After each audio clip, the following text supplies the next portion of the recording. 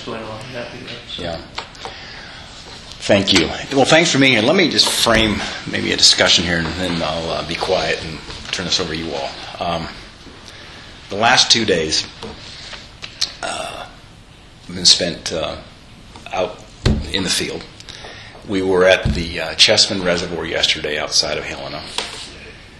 We are in the midst of extreme fire conditions. In fact, we just went by the sign there going into, Tim, your place there to say that arrow is there in extreme.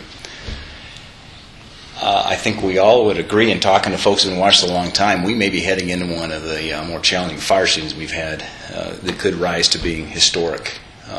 Conditions that look somewhat like we saw even in 88, 2000, 2006 in terms of temperatures, precipitation, the May rains producing the grasses, and then followed by a very dry June. And it's just the conditions are very ripe for a very challenging wildfire season. When I was in Helena yesterday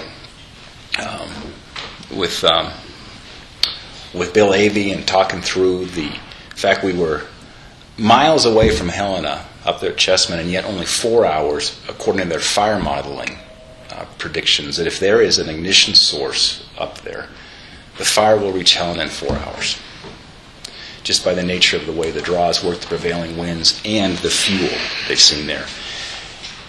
And we saw some examples of how they're starting to work on some fuel reduction projects to try to reduce the wildfire risk, preserve the watershed there, protect it, so we don't have what happened in Colorado here. I think it's the Cheeseman Reservoir, similar to Chessman, where the sediment came in and compromised their water source. And Tim, today's tour was great, seeing the project there out at 10 Mile. And I would hope that more Montanans could see what's going on today with responsible timber practices. You just can see how it makes the forest healthier. I mean, it almost was like on cue. You literally saw wildlife.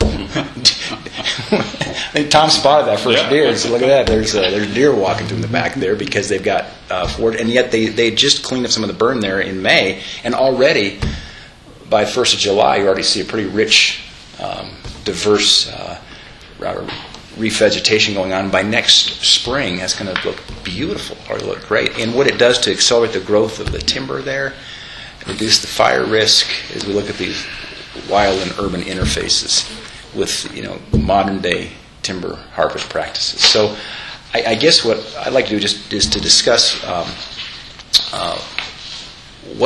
how do we go forward here, continuing to make sure we can move projects like we saw today at 10 Mile, like we saw yesterday at the 9 Mile, and what the barriers are to that, and why it's important we move forward in these projects.